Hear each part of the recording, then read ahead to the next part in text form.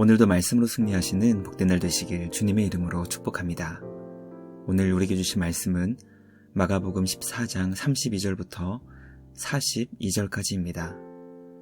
그들이 겟세마네라 하는 곳에 이름에 예수께서 제자들에게 이르시되 내가 기도할 동안에 너희는 여기 앉아있으라 하시고 베드로와 야고보와 요한을 데리고 가실새 심히 놀라시며 슬퍼하사 말씀하시되 내 마음이 심히 고민하여 죽게 되었으니 너희는 여기 머물러 깨어있으라 하시고 조금 나아가사 땅에 엎드려 될 수 있는 대로 이때가 자기에게서 지나가기를 구하여 이르시되 아빠 아버지여 아버지께는 모든 것이 가능하오니 이 잔을 내게서 옮기시옵소서. 그러나 나의 원대로 마시옵고 아버지의 원대로 하옵소서 하시고 돌아오사 제자들이 자는 것을 보시고 베드로에게 말씀하시되 시몬아 자느냐 내가 1시간도 깨어있을 수 없더냐 시험에 들지 않게 깨어있어 기도하라 마음에는 원이로되 육신이 약하도다 하시고 다시 나아가 동일한 말씀으로 기도하시고 다시 오사 보신즉 그들이 자니 이는 그들의 눈이 심히 피곤함이라 그들이 예수께 무엇으로 대답할 줄을 알지 못하더라. 세 번째 오사 그들에게 이르시되 이제는 자고 쉬라 그만 되었다 때가 왔도다 보라 인자가 죄인의 손에 팔리느니라 일어나라 함께 가자 보라 나를 파는 자가 가까이 왔느니라. 아멘.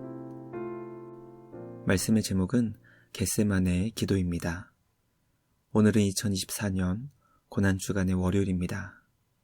매일 성경은 고난주간을 시작하며 우리에게 예수님의 기도를 묵상하게 합니다.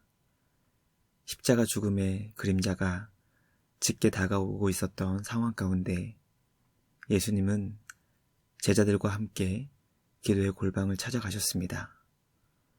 오늘 우리에게 주신 말씀을 묵상하며 예수님에게 기도는 과연 무엇이었는지 깨닫게 되는 우리 모두가 되길 간절히 소망합니다. 예수님처럼 기도를 통해 내 생각과 주장을 내려놓고 아버지의 뜻에 순종할 수 있는 우리 모두가 되길 주님의 이름으로 간절히 기도합니다. 첫째, 십자가를 향하시는 예수님은 매우 큰 슬픔으로 괴로워하시며 심히 고민하셨습니다. 예수님은 제자들과 함께 겟세마네라 하는 곳에 기도하러 가셨습니다. 9명의 제자들을 한 곳에 앉게 하신 후 베드로와 야고보와 요한을 데리시고 더 깊은 기도의 자리로 나아가셨습니다. 예수님은 3명의 제자들 앞에서 십자가를 향하시는 주님의 마음이 과연 어떤 마음인지 알려주셨습니다.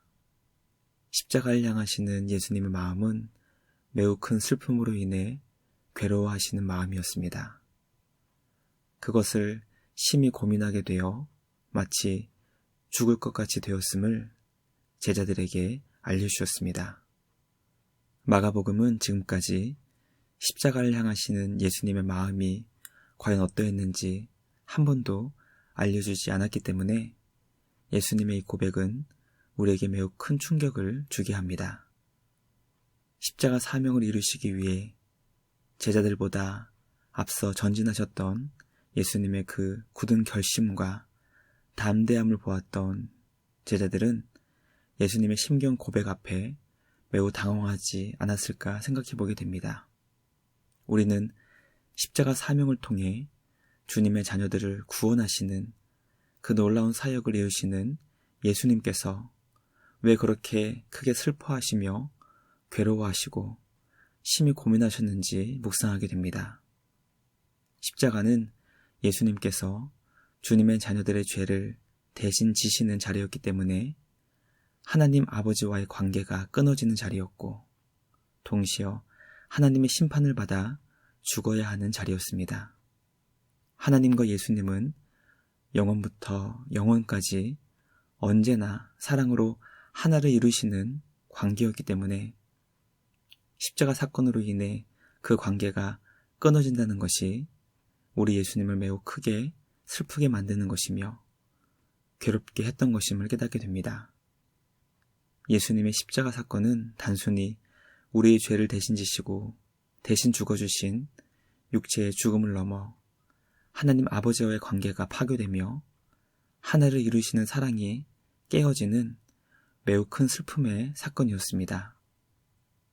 우리를 구원하시기 위해 깊은 슬픔과 마음의 고통을 감당하신 우리 주님께 간절한 마음으로 감사와 사랑을 고백하는 우리 모두가 되길 주님의 이름으로 간절히 기도합니다. 둘째, 예수님은 십자가 앞에서 주님이 원하시는 것이 아닌 아버지의 뜻이 이루어지길 기도하셨습니다. 예수님의 십자가는 죄로 인해 하나님 아버지와의 관계가 끊어지는 슬픔과 고통의 사건이었기 때문에 모든 것이 가능하신 하나님께 예수님은 간절히 기도하셨습니다. 예수님은 땀방울이 핏방울로 변할 정도로 간절하게 십자가 고난의 잔이 예수님에게서 옮겨지기를 기도하셨습니다. 예수님께서 간절히 원하셨던 그 기도의 제목을 하나님 아버지께 기도하셨던 것입니다. 그러나 예수님은 주님이 원하시는 것을 일방적으로 하나님께 들어달라고 기도하지 않으셨습니다. 예수님께서 원하시는 뜻이 아니라 하나님 아버지께서 기뻐하시는 뜻이 이루어지게 해달라고 기도하셨습니다.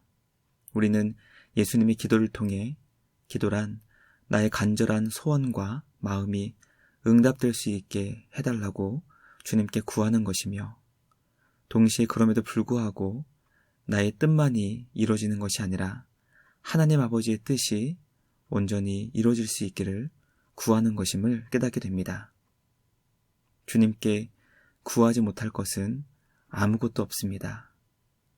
왜냐하면 우리 하나님은 모든 것을 하실 수 있는 능력의 주님이시기 때문입니다.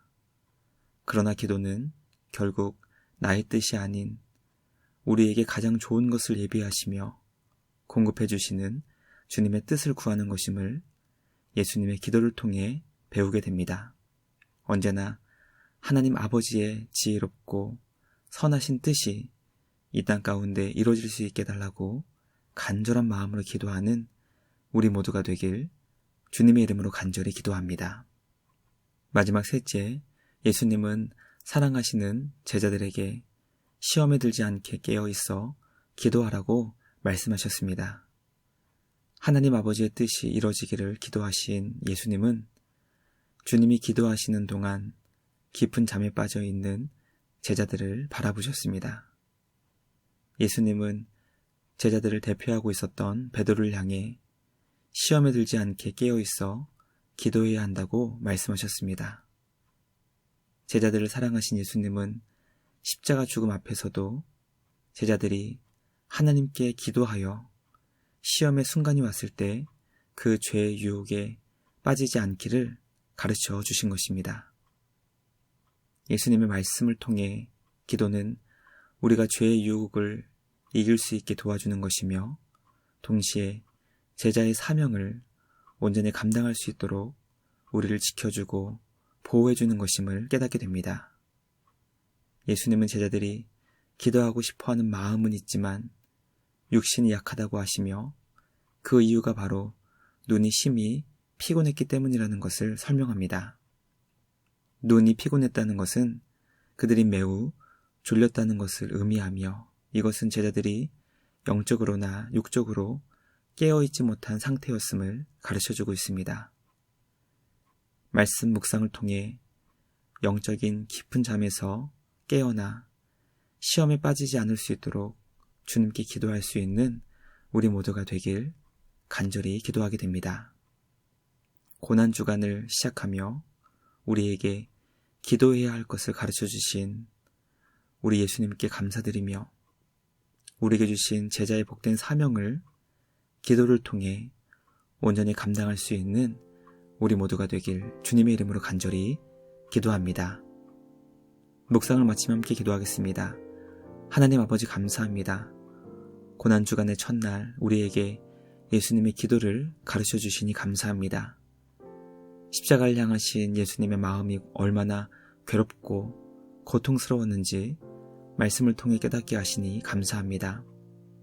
하나님께서 우리에게 주신 사명을 감당하는 자리는 결코 레드카펫이 아니고 좋은 향기가 가득한 꽃길이 아니라는 것을 알려주시니 감사합니다. 기도를 통해 나의 뜻이 아닌 하나님 아버지의 뜻이 이루어지기를 구하게 하시고 죄의 유혹에 빠져 사명을 망각하지 않을 수 있도록 깨어 기도하는 우리 모두가 되게 하여 주시옵소서.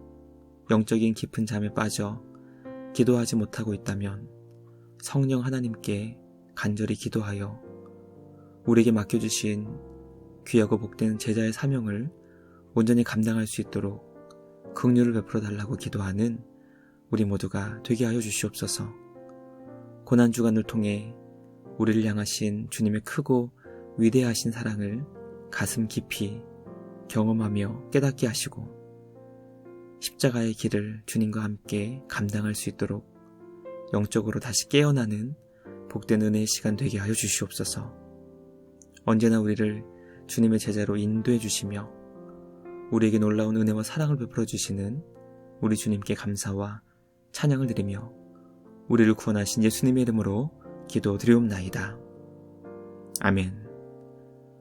오늘도 우리에게 주신 말씀을 기억하며 기도의 자리에서 주님께 간절히 기도하시는 우리 모두가 되시기를 주님의 이름으로 간절히 기도합니다.